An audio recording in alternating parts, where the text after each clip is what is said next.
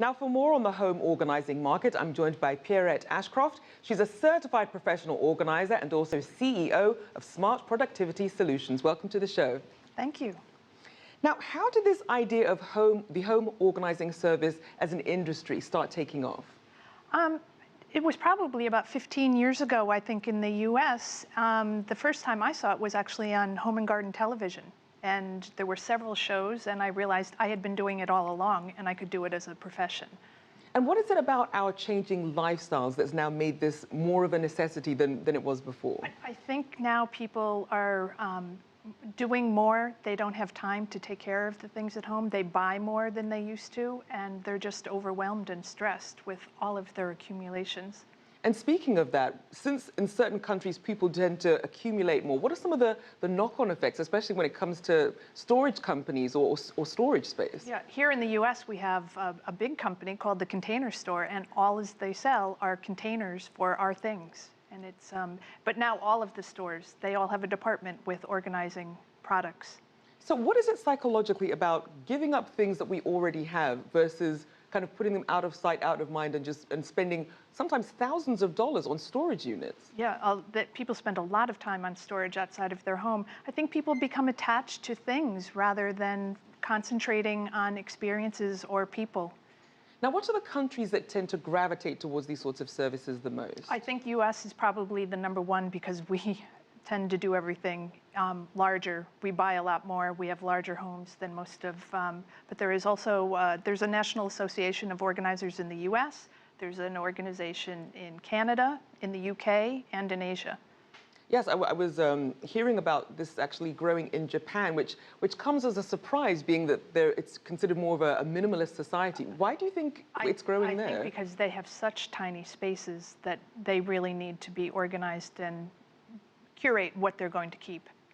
Now, what about the link between home organizing and house prices? Some people think if house prices are going up and I can't afford to move, I have to make the most of the space I have. Are you seeing any sort of correlation like that? I really haven't. I have clients in a range, those who are in small rental units up to big multi-bedroom and bathroom homes. Everyone has too much stuff. Now, as part of the solutions, we're also seeing obviously a growth in home organizing products then, as you mentioned, the Container Store and things that people can use. What are some examples of things that people can use to try and organize their life? Well, I've brought a couple. I have some containers here that these actually stack, so you can put the things in. I've used labels on each one, so a label maker is your best friend when you're organizing, because you can label what goes in, people know where to put things and where to find them. So both making things clear and compact. Yeah. Now, what about some of the misperceptions about the industry? A lot of people, when they think of home organizing, they're not really sure what you're coming to do. Are you just coming to tidy up? Are you coming to give them life skills about how to keep themselves organized once you've gone? What are some of the misperceptions that you find? I think the #1 is that I'm going to take their things away.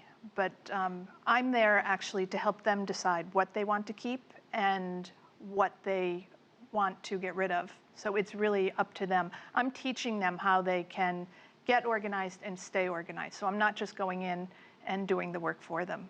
Now, I'm teaching them skills. Right. Now, what about some of the demographics? Who's really using this service? Does it tend to be, as you said, people who are perhaps younger, busier, or people going through different stages in life? What are you finding? Yeah, I think it's people who are having lifestyle changes. If you have a child, a death in the family, a marriage, a new job, you may have been organized at one time and just get overwhelmed by the new situation. So I think most people call me when something has happened and they need to make a change. And just lastly, what are some tips that people can use when it comes to organizing their lifestyle and also being careful, because there are some organizers out there, perhaps they don't have the credentials. So what are some tips and things that people should be aware of? I mean, you can ask what is the training or certification that somebody has. You want to work with somebody who you have a good relationship with, because they're going to be in your home going through all of your stuff. And we have very personal relationships with the people we work with. So you want to be comfortable and ask what their style is, and does it work with you?